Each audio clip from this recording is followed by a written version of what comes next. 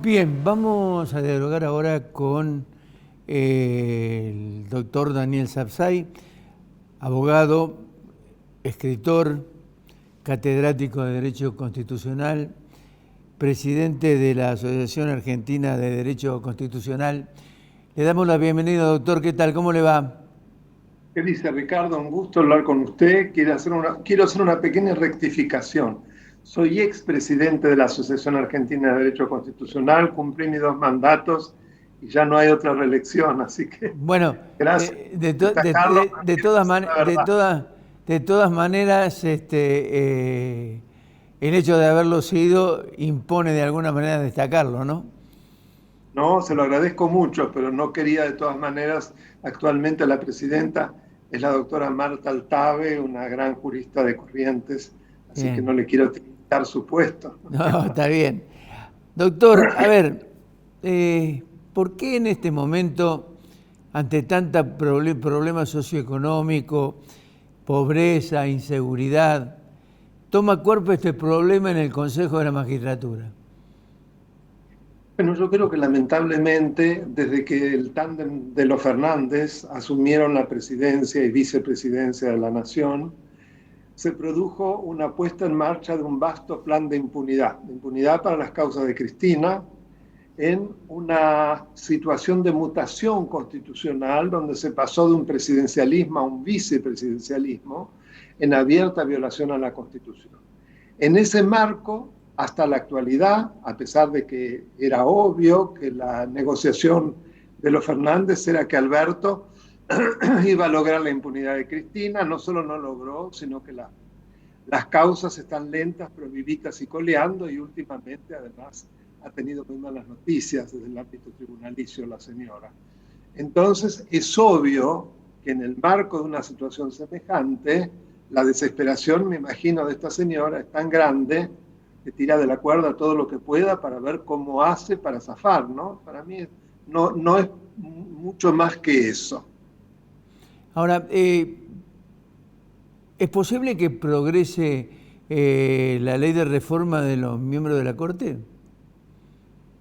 Mire, en primer lugar, tengamos en cuenta que desde hace más de 2 años, todas las iniciativas desde presidencia por modificar algo de la justicia, son Fracasaron. muchas, fracasaron en diputados, inclusive cuando tenían el oficialismo más diputados. Ahora tiene muchos menos, con lo cual pongo totalmente en duda de que eso pueda pasar por diputados. Pero supongamos que pase. Después son necesarios los 2/3 de los miembros presentes del Senado para dar el acuerdo a los nuevos miembros del Consejo de la Corte Suprema. Y no tienen ni siquiera quórum propio. Así que yo creo que son como una suerte de provocaciones que hace Cristina, y a su vez para correr la atención y ser siempre el centro del universo político en Argentina. No le doy otro valor que ese. La Claro, pero posibilidad de que eso en pase es nula. sí, en este centro político que ella procura instalar de alguna manera, la emprende justo con la Corte Suprema, donde están las causas, donde debe decidir precisamente la Corte sobre su situación judicial. Claro, sin ninguna duda. Ya había intentado, usted recordará, cuando se creó ese Consejo Asesor Sí, de Presidencia para modificar. Bueno, ahí también intentó exactamente lo mismo. En ese momento tenían una minoría bastante más abultada en diputados y no lo lograron. Con lo cual, evidentemente, estos son, como yo le digo, seguir siendo el centro del universo político en Argentina, que lo logra, y sin lugar a dudas lo ha sido a lo largo ya de cerca de 20 años, ¿no? ¿cuál es el riesgo institucional que corre el país, doctor, ante esta, de alguna manera, eh, esta situación que permanece o está permanentemente juzgándose, es decir, entre la impunidad que quiere Cristina Fernández de Kirchner, el arrojo que tiene precisamente para atacar las instituciones? ¿Cuál es el riesgo en última instancia institucional? ¿Podemos llegar a algún peligro de alguna naturaleza? Lamentablemente el riesgo ya se ha producido porque han hecho todo lo posible para que las instituciones sean lo más débiles posibles y que hayan habido fallos absolutamente inconcebibles, pero afortunadamente la Corte, con estas 3 miembros que actúan de manera muy bien integrada, hablo del doctor Rosati, del doctor Rosenkranz y del doctor Maqueda, Sí. ha mostrado autoridad, que es lo que necesita, y ha puesto un límite. Por eso la desesperación y por eso esta voluntad de diluir esa mayoría en otra cantidad de miembros amigos de manera de dominar la Corte. ¿Lorenzetti tiene alguna dificultad con el resto de los miembros de la Corte o juega su propio partido? Mire, me da la impresión de que todavía no se ha repuesto de lo que él creyó que nunca iba a ocurrir, que era perder la presidencia de la Corte. Primero la tuvo Rosenkranz, después la tuvo Rosati, y me parece que se debe dar cuenta que ya no tiene ninguna posibilidad. Y creo que actúa como una persona muy rencorosa. Esa es mi impresión. Usted habló de Rosati. ¿Cuál cree que va a ser el rol de Horacio Rosati en el Consejo de la Magistratura? Mire, el que debe ser en función de una interpretación clara de la Constitución, que es presidir el Consejo de la Magistratura. En primer lugar, solo una persona osada y veladora de la ley, cuando se modifica en el 2006 y que se sanciona la ley 26.080, en ese momento usted recordará que Cristina era la presidente de la Comisión de Asuntos Constitucionales del Senado, y decidió, a pesar de la letra de la Constitución, que dice que tiene que estar representadas todas las instancias judiciales, decidió borrar a la Corte Suprema. Bueno, ese disparate afortunadamente volvió a su justo cauce, y hoy el presidente de la Corte Suprema integra el Consejo de la Magistratura, y yo creo que por un problema de funcionalidad y de coherencia debe presidirlo. ¿Por qué? Porque en definitiva el Consejo de la Magistratura es un órgano auxiliar de la Corte Suprema. Y en la medida que lo es y que la Corte Suprema, eso no se modificó, deben desaparecer todo tipo de dudas sobre una suerte de diarquía que estaría dirigiendo al Poder Judicial, porque no lo hay. El vértice superior de la pirámide judicial lo ocupa la Corte Suprema y por lo tanto su presidente. Dadas estas situaciones y para evitar además los problemas con los recursos, me parece lógico, en una interpretación integrada, que no solo esté la Corte Suprema representada por uno de sus miembros en el Consejo de la Magistratura, sino que sea su presidente y a su vez presida el Consejo de la Magistratura.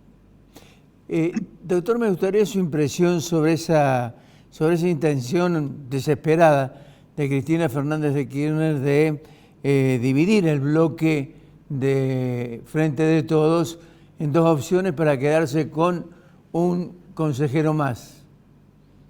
Bueno, es algo absolutamente inconstitucional, y le explico por qué.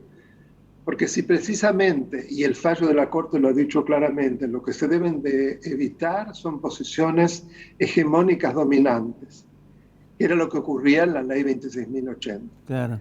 Si el oficialismo trata de apoderarse, como dividiéndose o a través de cualquier ardid, de sumar más integrantes y hacerlo fuera de fecha, porque la fecha irrevocablemente vencía el día viernes y esto se hizo el lunes siguiente. Pero lo más grave es modificar el equilibrio y lograr entonces una posición hegemónica. Y volvemos al principio, la Corte Suprema no hay duda que lo declararía inconstitucional, porque además de que es una burla lo que ella decidió, es volver a esa posición hegemónica dominante que permite que el oficialismo de turno tenga una suerte de poder de veto. El hecho de que se hayan impugnado de ambos lados, ¿no? En la Cámara de Diputados y en la Cámara de Senadores, genera un conflicto de poderes entre la justicia y la parte legislativa. Bueno, evidentemente el conflicto de poderes está porque se está incumpliendo un fallo de la Corte Suprema y además el Ejecutivo está interviniendo en cuestiones judiciales a pesar de que la Constitución Nacional se lo prohíbe expresamente. Bueno, o sea, que se incumple un fallo de la Corte Suprema es una experiencia de los Kirchner, ¿no? Que tengamos en cuenta lo que pasó con el procurador en Santa Cruz. Sé muy bien porque fui el patrocinante del procurador, así que sé lo que son capaces de hacer. Pero ahora se trata de un fallo nacional, no de un fallo provincial, de una situación provincial. y me parece que además con la debilidad a ojos vistas que hoy tiene el gobierno, esto no va a ser posible. ¿Cree que puede llegar a prosperar esas impugnaciones, doctor? Pienso que sí. Por lo pronto, ya en el caso de Anielo, quien fuera designado por la presidenta como producto de la partición, ya se le ha dado el juez Caicials, el Contencioso Administrativo Federal, ya le dio vía al amparo y ya pidió, como la ley establece, el informe de la Cámara de Senadores sobre lo ocurrido. Doctor, ¿cuál es, a su juicio, el resultado al que se puede arribar, si se puede llegar a conformar los 20 miembros o quedar con 18? Yo creo que de todas maneras con 18 puede funcionar, porque el quórum es de 12, inclusive le sobra, así que sería absolutamente contrario a todo el sentido de la interpretación lógica el permitir que quienes están extorsionando para que algo no funcione se salgan con la suya. Me parece que es algo obvio. Siempre las interpretaciones tienen que ser a favor del funcionamiento de un órgano, no beneficiar a quien está extorsionando para paralizarlo al órgano. Con lo cual, me parece que la solución es muy buena en el sentido de que la Corte, confío en que va a seguir ejerciendo autoridad, que es lo que necesitamos en la Argentina. Doctor, una Corte robusta. Doctor, le agradezco muchísimo la gentileza que ha tenido. Le mando el link para que lo incorpore en su... A mi canal de YouTube, ¿cómo no? Le mando el link para que lo incorpore y lo tenga como reserva, a pesar de que tiene muchas discrepancias con usted, mucha gente, ¿no? Bueno, creo que eso es el juego de la democracia, las discrepancias, ¿no? Está si bien. uno satisfaciera las opiniones de todos, evidentemente algún error estaría cometiendo. Se sabe que Voltaire, que fue uno de los hombres más sabios de la historia política mundial, decía que él no sabía cuál era el camino para la conquista del poder, pero sí sabía para perderlo, querer quedar bien con todos. Yo no quiero quedar bien con todos. Doctor, muchas gracias, muy amable.